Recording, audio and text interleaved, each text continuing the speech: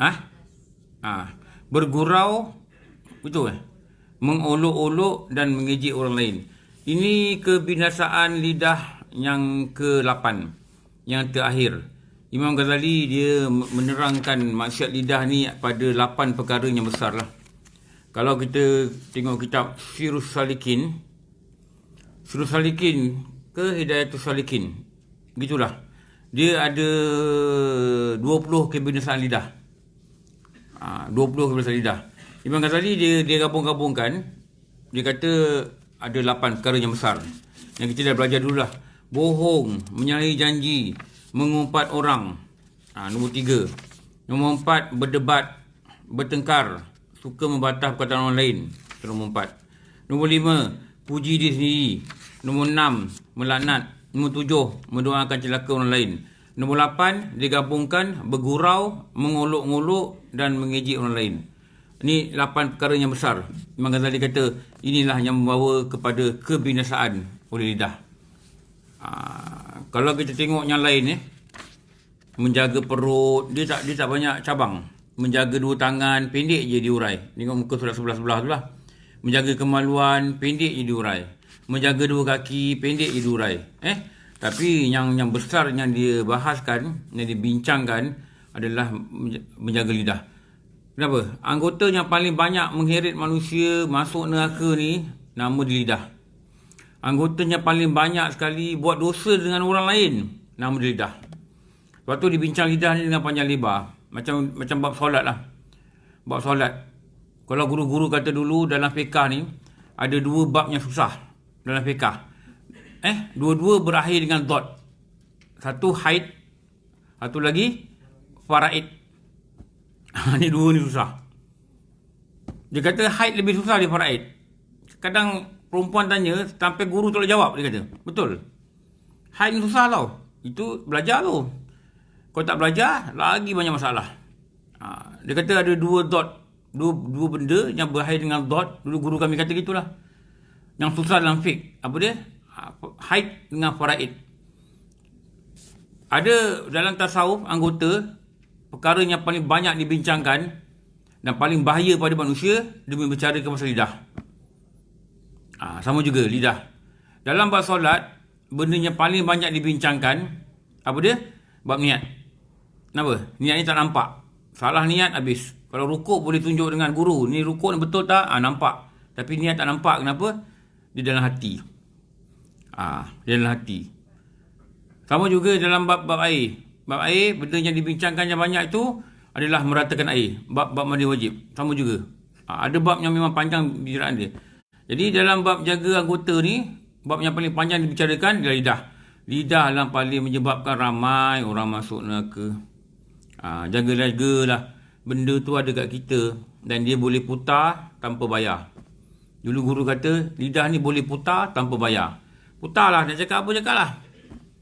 Sebab tu ada perkataan, suka hati aku lah mulut aku. Ni perkataan ni ramai orang sebut. Tak boleh ikut suka hati. Kalau hati tu baik, perkataan tu baik lah. Kalau hati tu tak baik, dia suka cakap benda baik, benda tak baik. Tu yang jadi 88 benda yang menjahanamkan manusia tu. 8 perkara. Dan yang terakhir dia kata apa? Bergurau, mengolok-olok dan mengejek orang lain. Maka hendaklah kau memelihara lidahmu. Dia kata jaga lidah.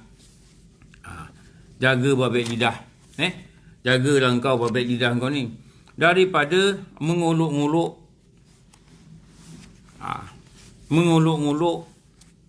Mengolok ni macam memperlekeh-lekeh lah.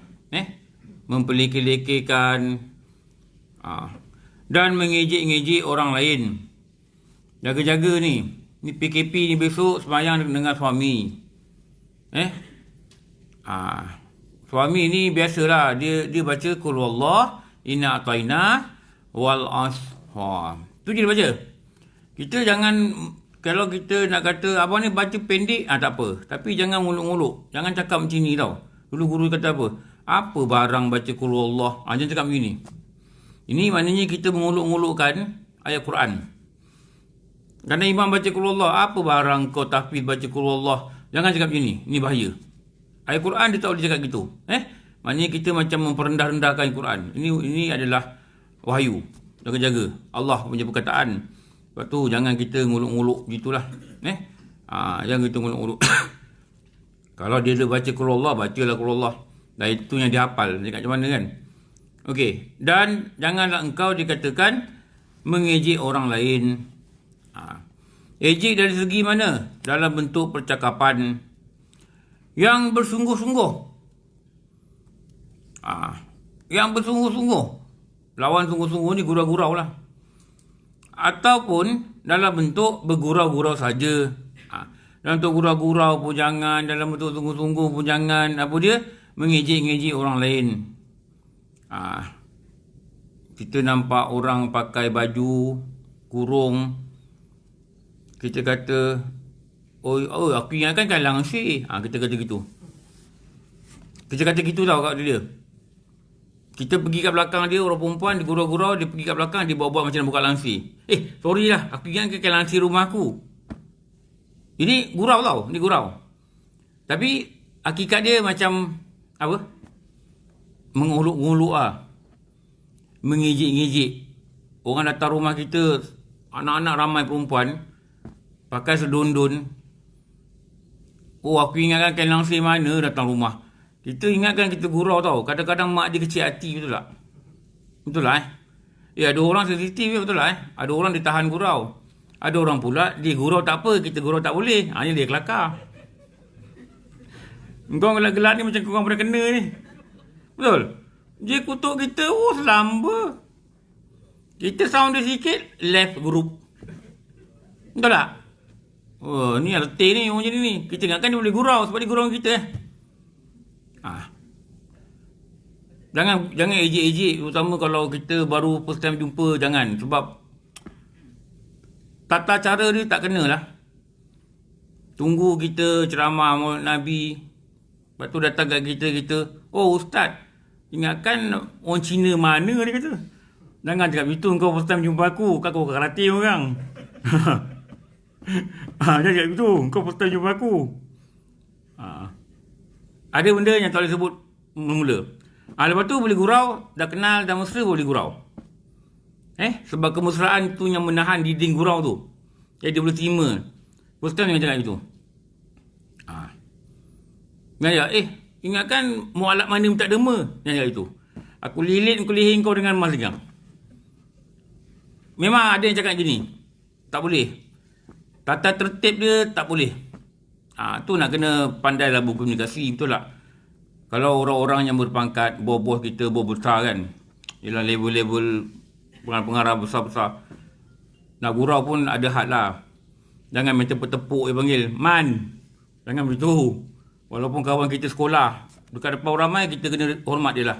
Kita kena hormat dia. Walaupun dulu kat sekolah panggil Man. Sekarang ni kita masih lagi D19, dia dah jadi pengarah.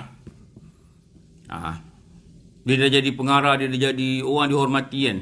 Jangan tepuk-tepuk dia depan orang ramai. Kita macam mempelekikan dia lah. Walaupun dia tak kisah, tapi cara kita tak kena. Perlu panggil pangkat dia Tan Sri, panggil, tak apa. Belakang tu mengetih, boleh bersembang, gurau-gurau tak apa. Tapi depan orang ramai, nak kena jaga wibawa dia. Jaga. Dia pun malu juga. Dia pun tak kisah, tapi tak bagus macam tu.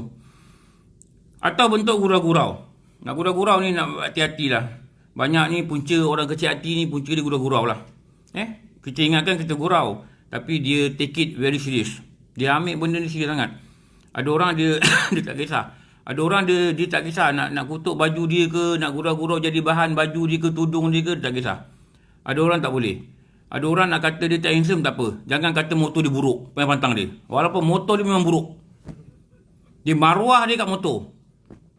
Ada orang gitu tau. Ada orang boleh cakap pasal baju dia, boleh cakap pasal pakaian dia. Keturunan dia jangan sebut. Adakah orang nama keturunan kan? Kan ada nama Ada nama Nick, ada nama Wan, ada nama Raja. Macam-macam lah keturunan ni. Masing-masing ada keturunan lah. Ada orang nama dia gini, nama dia ada depan-depan dia lah. Ada orang tak suka. Orang tanya, orang petikai, orang ye-ye, tak suka. Ada orang gitu. Benda lain, okey, boleh gurau. Benda ni jangan usik. Kita dah kena kenal watak dia lah. Jadi first time ni kita tak tahu dia macam mana kan. Dia macam mana. Jangan sentuh dulu perkara ni.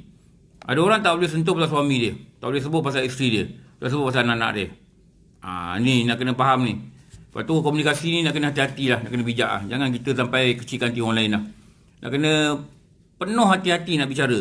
Terutama orang yang kita baru kenal. Jaga-jaga. Jangan terus nak. Tak boleh. Kerana perbuatan demikian itu menghilangkan air muka. Air muka apa? Air muka orang yang kita gejek itulah. Menghilangkan air muka dia. Menghilangkan wibawa dia. Menghilangkan maruah diri dia. Pada kita tu kita tak ada apa-apa. Tapi dia rasa tak sedap hati. Dia rasa tak seronok. Dia rasa tak selesa dengan cara kita. Ni yang tak bagus ni. Dan menghilangkan rasa gerun. Kita gurau-gurau dengan orang tengok kita. Orang pun tak hormat kita lah. Terlebih-lebih gurau sangat pun tak boleh juga. Kalau dengan anak-anak, gurau tapi tak ada serius. Tapi anak kita pun tak sedar, tak tahu. Bila masa arahan kita ni serius. Bukan tak boleh gurau, ada masa boleh gurau. Ada masa kita kata benda ni serius, dengar baik-baik apa kita cakap. Kena cakap begitulah. Kalau asyik gurau je pun tak bagus juga. Tak bagus jugalah, hilanglah wibawa. Ada, kita tengok kadang kat surau-surau, orang tua-tua.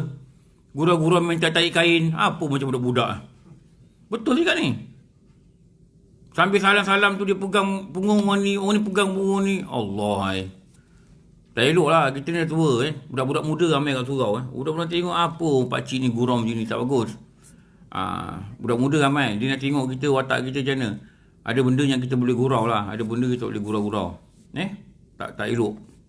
Tu nak kena jaga wibawa diri tu lah. Dan terkadang membawa kepada rasa jauh hati. Jauh hati. Dia lawan jauh hati ni rapat. Rapat, hati kita rapat. Rapat ni mana apa? Kasih sayang. Bila ada ejek-ejek, bila ada olok-olok ni, menyebabkan kasih sayang tu makin jauh. Kadang-kadang menyebabkan orang tak suka dekat kita. Orang lain daripada kita. Punca dia apa? Punca dia kita yang pecahkan ukhuwah ni, kita yang pecahkan sayang ni, kerana kita bergurau cara lebih-lebih. Dan kita tak bijaksana. Apa yang kita cakap dengan orang ni, bunyi dia macam mengejek. Ada orang dia suka perli-perli Dia perli-perli, hina-hina departmen dengan departmen, dia perli dalam mesyuarat. Ini menyebabkan orang jauh hati Bukan seorang jauh hati, satu departmen jauh hati dengan dia. Tu nak kena cuba kontrol nada kita dalam mesyuarat, terutama melibatkan antara jabatan-jabatan. Walau kita tak setuju, ada benda cara kita bercakap. Cuba kontrol. Kawal sikit. Kalau kita rasa kita perlu beralah lah.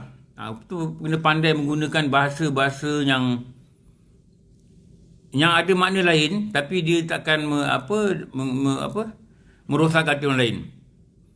Macam dululah nak suruh orang turun jawatan. Tak cakap turun jawatan, orang cakap pengalihan kuasa. Kan nampak macam lembut aja kan.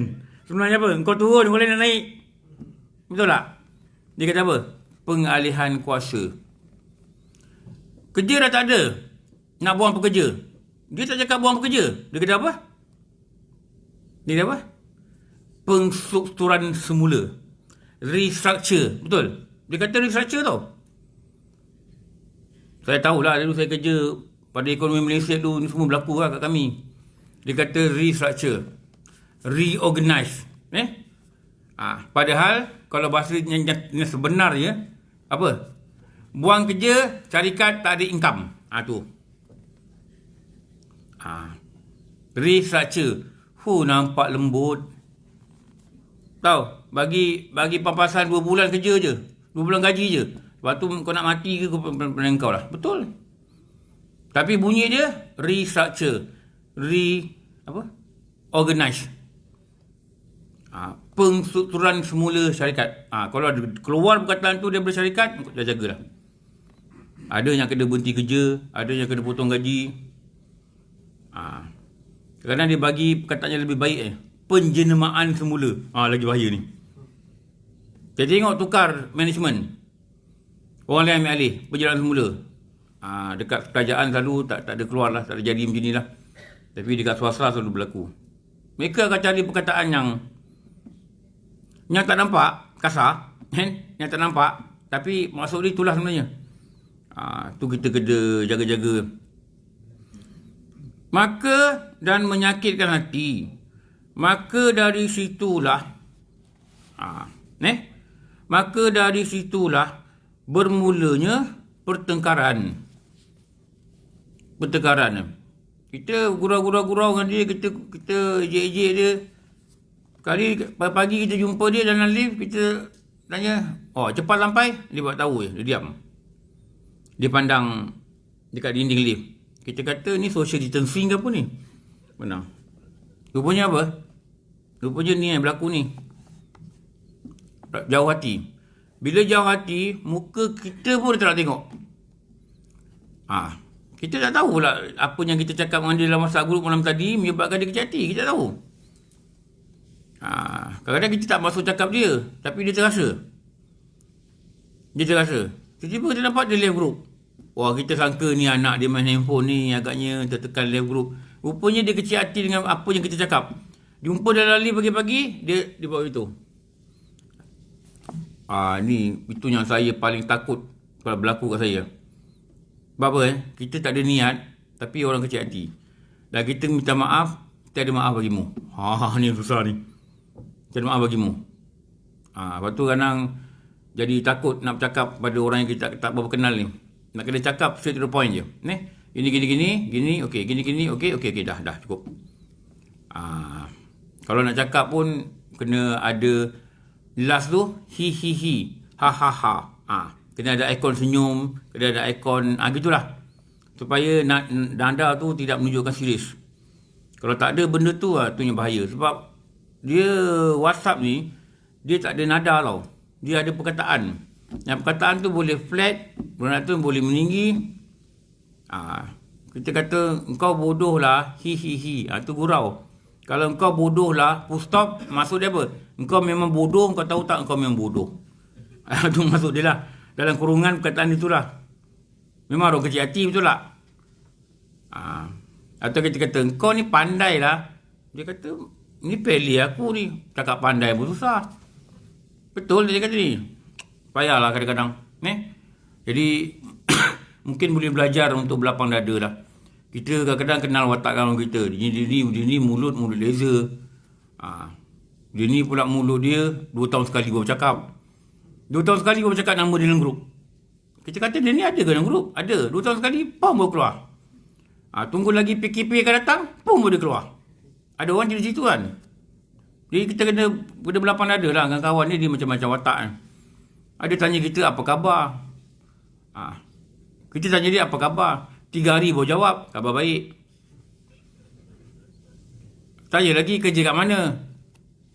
PKP lagi 1 baru jawab, KKR. Dia tanya kita, dah pencen kan? Kita jawab on the spot, dah pencen. Kita tanya dia, cucu berapa orang? PKP lagi sekali baru jawab, 5. Allah. Sampai kita lupa, siapa dia ni cucu 5 ni? Tengok muka. Oh, dia ni. Ada orang macam tu. Pernah jumpa tak macam ni? Tak pernah. Kawan-kawan kau wali-wali baguslah. 3 hari jawab satu soalan. Tapi nak berbual dengan kita. Kita kena malas jawab. Ada juga orang macam tu. Ustaz, jemput kuliah maghrib. Okey. Saya maghrib ada kosong. 3 bulan tanya. Ustaz, hari apa dia kosong? Kita suka jawab. Okey, hari ni ada orang batal kelas, ada kosong. Lepas hari itu baru jawab. Boleh lah apa, tadi dah lepas. Aku kata dia ni kan. Allah, macam-macam. Boleh lah tu masa tarik yang kita jawab tu. Tengoklah tarik belakang tu kan. Scroll lah atas tu, boleh lah tu. Dah lepas, kadang-kadang lambat tengah jawab, orang lain dah panggil. Allah. Maka dari itu bermula pertengkaran dan kemarahan yang akhirnya bawa kepada putusnya hubungan. Kadang-kadang kawan yang bila kecil kan, kita tak sangka lah, kita pun tak sengaja. Kita pun rasa benda ni tak sepatut dia kecil hati. Kawan dia bila kecil, jumpa ada reunion, kawan dia sekolah rendah, akhirnya putus hubungan. Kita boleh buat apa lah. Kita cuba, kita buat ni kita tahu memang tak salah. Tapi mungkin dia dalam keadaan tertekan dan dia ada masalah dalam diri dia. Dia rasa benda ni menyakitkan hati dia, dia tak kawan kita dah. Memang sedih lah kadang-kadang. Tapi nak buat macam mana, Nak buat macam mana tak boleh buat apa lah. Dan permusuhan dalam hati. Akibat dia lagi satu apa? Bergaduh. Musuh. Tak suka. Dendam. Ni lagi tak bagus lah. Lalu kalau boleh jangan mudah kecil hati lah. Dia selalu orang left group ni, orang veteran tau. Grup-grup orang umur 60. Ni left group. Kalau kita umur 40, 30, kejap left. Kita ni muda pada badan, hati kita macam orang tua. Sensitif. Tahu? Left. Nanti orang nak add sekarang tak boleh add Tunggu berapa hari baru boleh add. Sekarang kalau orang left group tak boleh add immediately. Betul tak? Nak tunggu berapa hari 2 hari kot. 3 hari baru boleh add. Lepas tu dia mengajuk lagi. Kau jangan buat gini lah, buruk penuh rupa. Kejap left, kejap add, kejap left. Tak ada kerja lain orang nak meng-add dia je. Cuba kental sikit lah.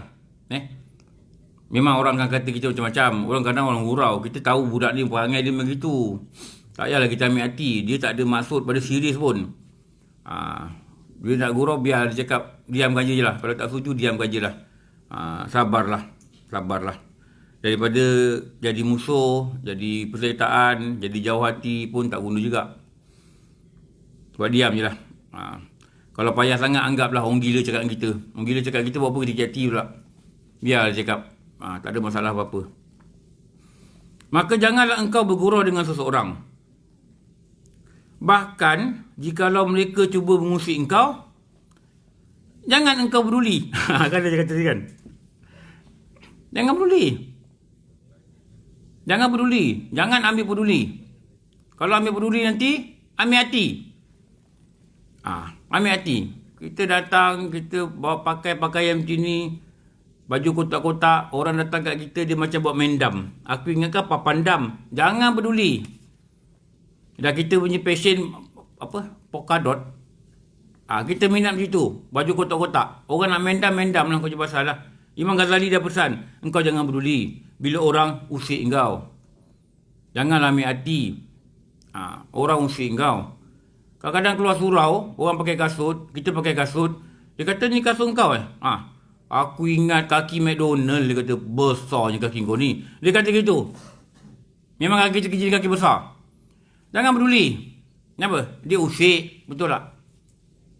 Dia niat dia gurau. Tapi gurau dia kasar. Jangan peduli. Syaitan akan catat, dia gurau dia kasar. Kau yang kawan dia lah. Syaitan memang suruh jangan kawan, betul tak? Kalau boleh suruh musuh. Engkau pergi masuk balik. Dia kata kaki kau besar. Kau masuk balik, kau semai hajat. Ya Allah, kau kodongkanlah kaki dia. Masuk balik, pergi semai hajat, doa aku kaki kawan dia kodong. Tak boleh lah. Biarlah dia nak cakap-cakap lah. Biar kaki aku besar. Betul tak? Apa dia cakap? Tak ada masalah apa-apa kaki besar. Ada orang kaki besar. Dia kata kaki kau besar. Tak apalah. Biar kaki aku besar. Jangan kepala besar. Jangan besar kepala, cakap dia. Biar besar kaki, jangan besar kepala. Sama ketawa. Itu lebih harmoni. Betul tak? Itu lebih harmoni. Peduli. Jangan dia kata mereka cuba mengusik. Kalau kita pandai berkomunikasi, kita ikut panduan ulama' bagi, insyaAllah hati kita lebih tenang. Lebih damai. Jangan mudah nak sentap sana, nak sentap sini. Hati pun tak damai, hati pun tak tenang. Kadang-kadang diganggu sampai dalam solat. Geram tu sampai dalam solat. Tengah-tengah semayang, Allah Akbar. Kata kenapa dia ni? Dia geram tadi benda kat luar tadi. Jangan sampai peringkat ni lah. Kalau sampai peringkat ni, maknanya terganggu hati kita dalam solat. Kita biar je lah. Kita katalah Allah dah takdirkan dia cakap kat aku begitu. Wahai Tuhan, aku tak tahu. Tapi yang aku tahu, pastilah kau nak beri aku pahala. Bila aku sabar dengan apa yang kau telah jadikan pada aku ni hari. Dah, itu lagi bagus. Jangan tengok dia cakap. Tengok takdir yang Allah tentukan. Kenapa? Allah nak bagi pahala sabar. Hari ni amalan kita kurang. Dan selama ni pun memang amalan kita kurang. Tapi Allah sayang kita, nak bagi kita pahala, dia bagi sabar. Bighairi hisab. Orang sabar ni pahala dia bighairi hisab. Tak ada kiraan. Tak ada nombor. Tak ada bilangan. Cuma diuji sikit je. Orang kata kita punya tudung tak cantik. Tak apalah. Tak apa, jangan ambil peduli. Jangan panggil Grab balik rumah tukar tudung datang balik, tak payah. Ada orang perempuan gitu datang kerja tengok baju sama. Tak janji. Baju sama, beli kedai sama, corak sama. Panggil Grab balik rumah tukar baju. Sanggup baju tu Tak payahlah, pedulilah baju sama. Orang nak ejek Boria ke, kumpulan nasyid, kumpulan marhaban, suka tingkau lah. Kalau boleh pegang gini, okey lah hidup. Biar nak kata. Memang aku kamcing dengan dia. Dia kawan aku dah department. Kami memang selati sejiwa pakai baju sama. Dah. Apa masalah? Apa masalah? Kosongkanlah hati, damaikanlah hati dengan takdir. Allah yang takdirkan dia pakai baju tu. Kita pun Allah takdirkan dia pakai baju tu. Jumpa dalam lift. Allah, baju sama masa ni lah kau nak pakai. Ada orang dia tak boleh. Dia rasa macam tak tahu dia rasa apa. Tak kisahlah kak, baju sama ke, tudung sama ke. Kosongkan hati kita daripada benda-benda tak baik. Damaikan dia, tenangkan dia. Kenapa? Dia perlu dibawa untuk menghadap Tuhan. Dalam solat, dalam zikir. Dia perlu dibawa. Kalau dia penuh dengan macam-macam benda rasa yang tak baik hati. Ni semayang ni, tengok ni. Kosongkan hati daripada dunia. Nampak tak? Ini ada makna ni, kosongkan ni. Semayang, kosongkan hati. Dalam Munatul Musalli kata, melupakan segala hal dunia. Kosongkan hati daripada meeting room. Kosongkan hati karangan nak present. Kosongkan hati karangan nak meeting. Kosongkan hati karangan bos nak tanya apa. Kosongkan hati besok nak pergi outstation ke tidak, COVID ni. Kosongkan, jangan lupa. Jangan ingat, lupakan. Kosongkan. Isi dengan apa? Isi dengan Allah. Isi dengan ingat dia, harap rahmat dia, rasa takut dengan dia, rasa gerun dia tak terima semayang kita, malu dengan dia, semayang banyak cacat. Isi banyak-banyak. Yang hal dunia, kosongkan. Rupanya AJK buat kosongkan pun ada pengajaran. Agaknya AJK pun tak tahu ni. Tak perasan kan kosong. Ini satu peringatan yang penting waktu solat. Kosongkan hati. Jangan ingat apa-apa. Tinggalkan dia kat belakang dulu. Nanti dah semayang, ambil balik. Apa benda nak buat. Pergilah buat. Nak meeting. Dalam solat, kosongkan. Bagi ruang untuk kebesaran Allah. Bagi ruang untuk harap pada Allah. Bagi ruang untuk hati minta ampun. Bagi ruang untuk ingat dosa. Bagi ruang untuk mengharapkan, ya Allah, engkau terimalah semayang aku. Kalau engkau tak terima, aku ada masalah nanti atau nanti. Bagi ruang dekat dia. Jangan serabutkan dia. Sebab itulah bila ada pergaulan yang di luar ini, cubalah kawal hati. Jangan mudah kecilkan dia hati. Itu kalau kita dengar ahli-ahli motivasi kata kan. Masalah kita ni, besar ke tak besar, dia bergantung kepada hati kita. Kalau hati kita cukup besar, masalah nampak kecil. Tapi kalau kita ni jadi hati kecil, masalah kecil nampak besar. Itu kalau orang motivasi dia kerja tu kan. Betul Betul. Kalau hati kecil, kawan gurau sikit je, dah muka masam. 3 hari 3 malam muka masam. Pergi ofis dia muka muncung sedepa orang kata. Muka masam ni, orang nak tegur takut dia. Tapi orang kata, dia ni kenapa ni? Datang bulan ke? Orang kata gitu ingat kat ofis dia. Tapi orang kata gitu tau. Kenapa kita hati kita tak boleh berdamai? Hati kita kecil, badan besar. Motor besar, duit banyak, rumah besar. Hati macam ni. Orang tiup sikit beralih. Tersinggung dah. Kecil sangat. Itu ulama kata apa? Jadilah rumpai di laut, walaupun lembut, tidak bergerak ditolak oleh arus. Itu rumpai di laut dari dalam tu. Kalau arus tolak, dia gitu je. Dia tak gerak. Dia lembut, tapi dia tak gerak. Rumpai di laut Jadi hati lebih mudah, senang lah. Mudah-mudahan gitulah panduan peluang Mak beri. Walaupun nak buat ni bukan mudah. Tapi itu yang Rasulullah kata, mukmin yang qawi itu lebih baik daripada mukmin yang lemah. Antaranya ulama kata qawi ni apa? Dia ada hati yang kuat. Dia ada hati yang kuat. Dia ada kuat melawan bertemu dengan ujian. Ujian kecil, anggap kecil, cukup. Jangan besar-besarkan. Jangan jadikan dia besar. Benda kecil adalah kecil. Benda besar kita handle. Ulama kata, kalau engkau ada masalah besar, engkau kata dengan ujian, ini masalah besar, tapi aku ada Allah yang maha besar. Dia ajar kita cakap begitu. Dalam kitab kata dia ajar begitu. Engkau cakap dengan masalah ni, aku ada Tuhan yang maha besar. Tuhan aku akan tolong aku menyelesaikan kau. Ini benda kecil pun jadi besar, bergaduh, kawan-kawan ni, adik-beradik kadang-kadang benda kecil-kecil dah lah. Benda boleh bincang, tak payahlah bergaduh. Benda tak boleh bincang pun jangan bergaduh. Betul tak? Legakan dululah, jangan cerita dulu, bagi dia reda, lepas tu bincanglah balik. Saya dulu, saya ingat bulan puasa kat rumah saya, budak ni jual air tahu. Budak ni nak parking bas dia bawa bas express. Jadi dia baru datang, jadi kereta dia kat depan.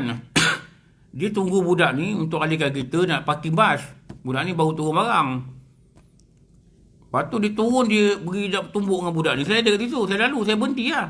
Saya tanya kenapa bergaduh ni. Dia kata lah ni saya nak parking. Dia bergaduh diorang. Ni bulan puasa ni. Malu lah, bukan malu apa. Sampai ada orang Cina turun kereta, dia kata, ini kecil punya hal ya, you all boleh bincang kan, dia kata. Saya malu, ni bukan apa, bangsa lain boleh turun, dia bercakap benda itu kat bangsa kita, nampak? Patutnya bangsa kita ni lebih baik sebab kita ada agama Islam tu tak? Dia kata, kau ni kalau aku ngadu dengan majlis ni, berangkat kau nanti, kau bukan ada lesen, dia kata. Budak dia kata, kau pun ada lesen boleh parking sini, ni bas boleh parking sini, dia kata. Dia nak tumbuk lah. Kalau budak tak ni memang dia bertumbuk lah. Dia dah angkat kat tangan lah. Ada pula orang berhenti. Masa tu bulan puasa, boleh orang berhenti. Bila bulan puasa ni masing-masing lapar, penat kan, tak tahulah, mudah baran. Orang Cina dia turun. Ni sekarang bulan puasa kan, you all sabar. Orang Cina boleh bagi tarbiyah, ni kan bulan puasa kan. Allah, saya kat situ macam merah muka, malu. Dia kata dah lah, malu lah kat orang. Dia kata, kau pergi, alih kereta kau lah pergi dia masuk. Saya cakap dia orang gitulah. Saya penat ni bang, saya 4 jam atas highway. Ya dah. Kau 4 jam atas highway, orang penat juga. Malu. Orang Cina turun ni, benda ni boleh bincang kan. Ini bulan puasa, you all jangan gaduh. Malunya. Bila non-Muslim cakap, you all jangan gaduh bulan puasa. Dunia ni kiamat Jangan sampai keluar perkataan. Patutnya kita ni contoh pada orang bukan Islam. Patutnya kan. Tu ulama katakan, orang Islam tak baca Quran, orang Islam tak baca hadis, tapi orang Islam tengok apa kita buat. Orang bukan Islam tak baca Quran, bukan Islam tak baca hadis, orang baca Islam tak mengaji macam ni, tapi orang bukan Islam tengok apa kita buat. Dia akan tertarik bila dia tengok kita buat. Betul? Dia tak baca Quran, dia tengok kita ni harmoni, benda ni kita elok hidup kan, dia tu buat dia tertarik. Tapi kalau dia tengok kita teruk, mana dia nak tarik dengan agama? Tu dulu Rasulullah dulu bila dia ditangkap tawanan perang ni, mereka ikat dekat tiang masjid je. Bagi makan, bagi apa, ikat kat tiang masjid. Dia suruh tengok orang Islam keluar masuk masjid macam mana. Berkata sayang, berbual elok-elok, berpeluk-peluk sayang. Akhirnya bila dilepaskan, dia tak nak balik. Dia kata apa? Aku nak masuk Islam. Kenapa? Dia tengok orang Islam kat masjid macam tu. Tak ada tinggi-tinggi suara. Dia tolong ambil air untuk dia tolong dia, nampak pakai sayang. 3 hari je tangkap, kena pergi ikatkan masjid, lepas saja tak nak balik. Aku nak Islamkan aku, dia dekat sahabat, Islamkan aku. Kenapa? Dia tengok contoh. Dia tengok contoh. Sebab tu tak boleh memperlihatkan yang tak baik lah. Memang kita punya kekurangan, tapi kena hati-hati. Sebab kita tengok orang Islam ni kadang-kadang dia memahati tanpa kita kepuasan. Okey. Apa dia kata lagi? Dan berpalinglah daripada mereka. Jangan peduli, berpaling. Peduli ni maksud apa? Ambil berat, ambil hati. Benda yang bukan kawalan kita jangan risau. Jangan marah-marah. Saya tadi keluar rumah 11.50. Selalunya 12.30 saya dah sampai. Tapi jam kat luar, entah apa benda jam saya pun tak tahu. Sampai sini 12.50. Apa yang kita nak cakap, benda yang bukan kawalan kita, yang bukan kita punya kontrol, kita jangan cakap apa-apa. Jam kat luar bukan kawalan kita. Betul. Kita tak boleh kawal kereta. Kita tak boleh jadi polis. Tutup, aku nak jalan. Tak boleh. Benda bukan kawalan kita, jangan mudah tension ke situ. Ini benda bukan kawalan kita kena tension. Pergi kerja jam, kita mengamuk dalam kereta. Ni yang jadi sampai tempat kerja pergi baling file ni. Betul. Benda bukan kawalan kita, bukan kawalan kita. Benda yang kawalan kita kawal. Apa yang benda dalam kawalan kita adalah hati kita waktu tu. Ini beyond kita punya control. Yang dekat luar bukan kawalan kita. Orang ton horn kita, bukan kawalan kita. Sebab bukan tangan kita yang pegang horn dia. Dia horn kita ton. Kalau kat Mekah horn ni biasa kat Mekah. Hijau je ton tu. Apa benda horn ni? Tak bergaduh ke? Dari pergi haji dulu ingat kan? Driver bas tu. Nampak bergaduh. Dia bergaduh apa tak tahu. Bas dia turun. Dia kata apa tumbuk ni kan. Dia gaduh cakap mulut. Cakap Arab. Lepas tu peluk. Allahumma salli ala sayyidina Muhammad. Ni bas jalan. Macam itu style dia bergaduh punya. Diakhiri dengan selawat.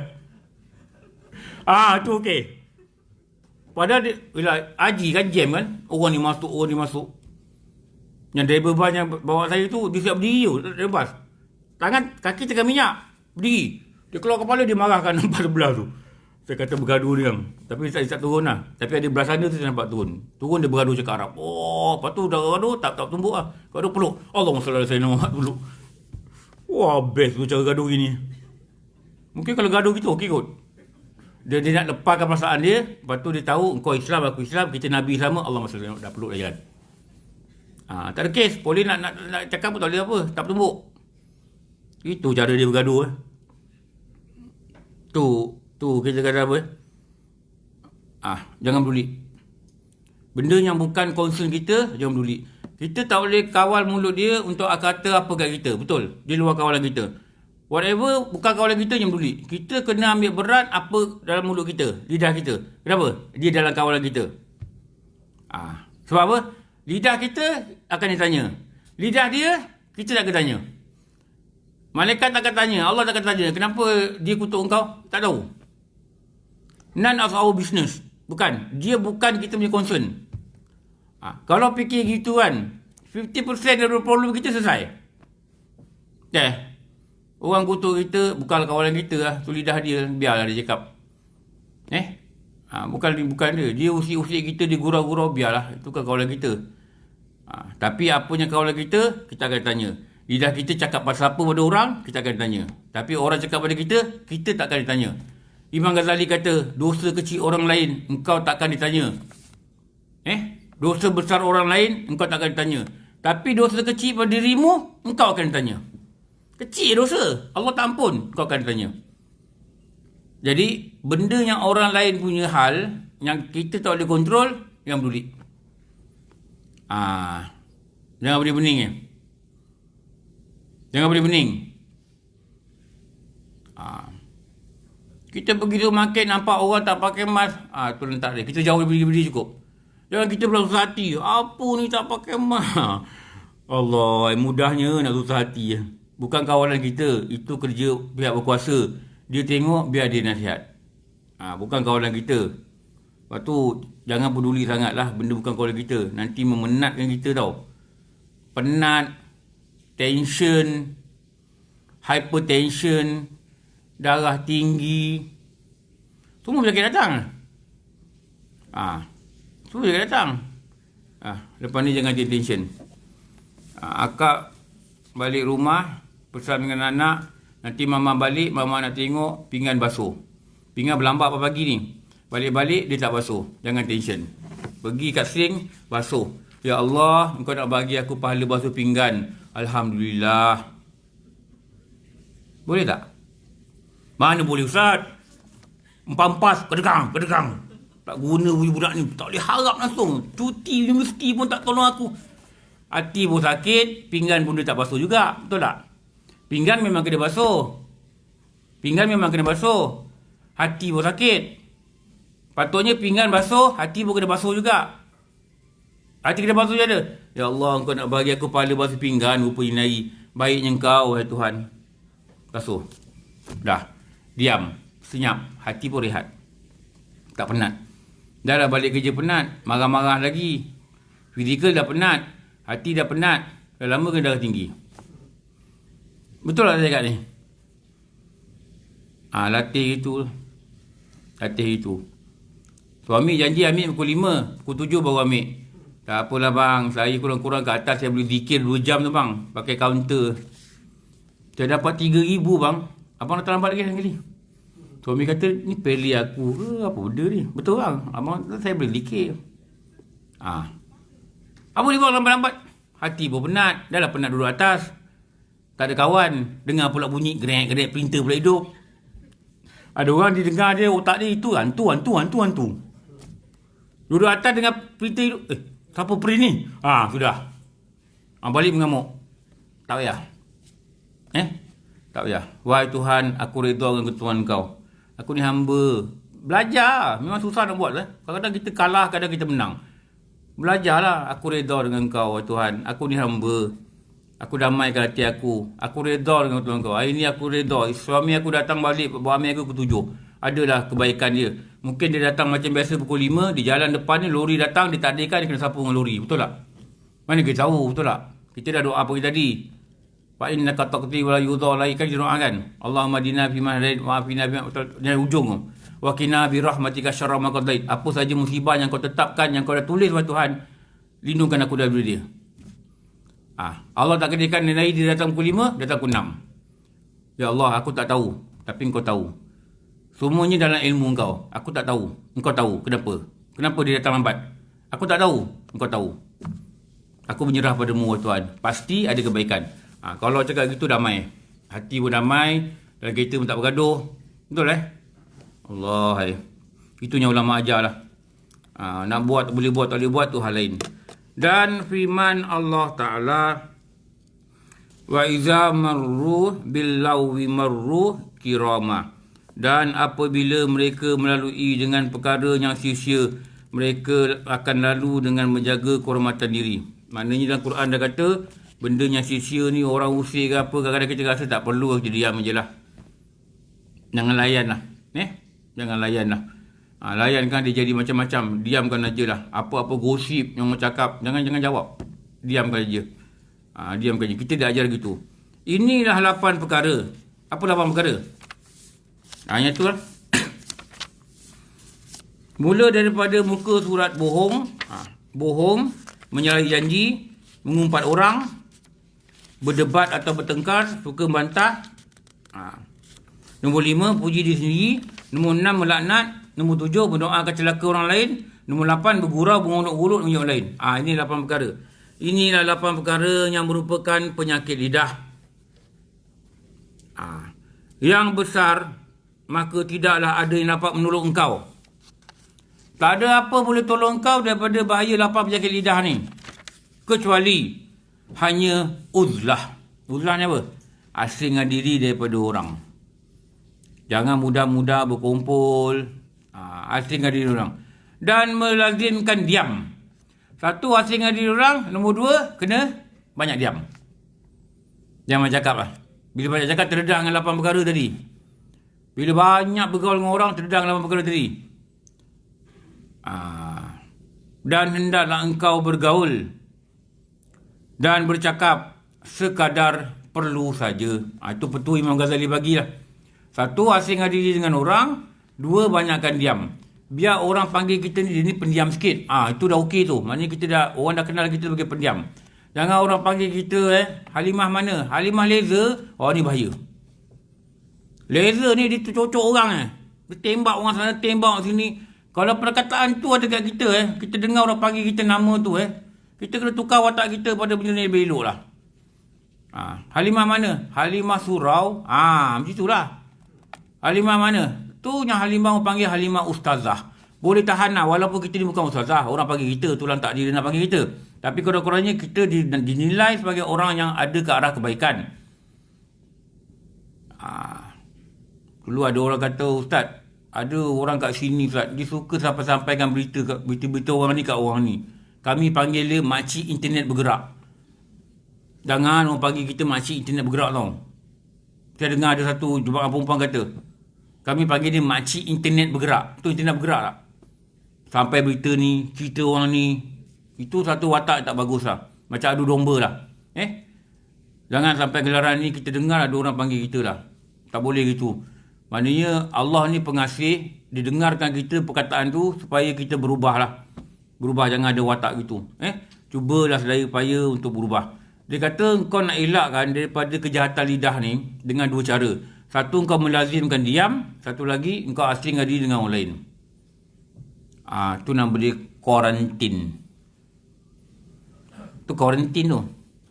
Kalau kita ni rasa kita banyak benar bercakap lah. Kita kuarantin lah. Ada di pondok-pondok kan. Saya cakap ni orang cerita di pondok lah. Ada ustaz, dia nampak budak ni macam banyak benar bercakap kan. Dia kata, aku nak kau puasa bercakap 7 hari. Puasa bercakap tau.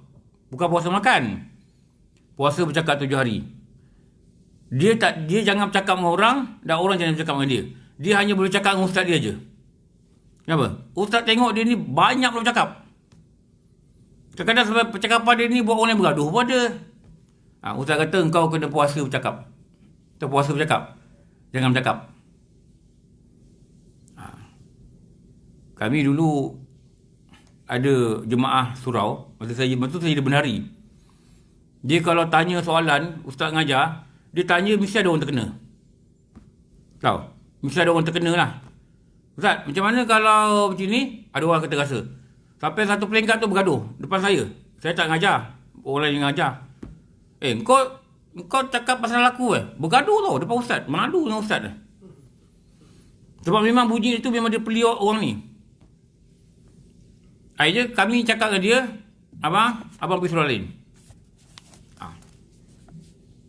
Kami dah pakat lah. Kalau Jaiz, kalau Jawi panggil, lepas tu Kuala Lumpur, kita akan cerita. Berapa? Bahaya. Orang macam ni yang bahaya ni. Dia tanya soalan, dia pilih orang lain. Macam mana kalau orang ni gitu, ni tak bagus lah. Tak elok lah, tak elok. Jadi, kalau kita nak jaga lidah ni, jangan banyak terlibat dengan dosa, pegang dua perkara lah. Satu, melazimkan diam. Jangan cakap banyak sangat. Lagi satu, asingkan diri daripada orang lain.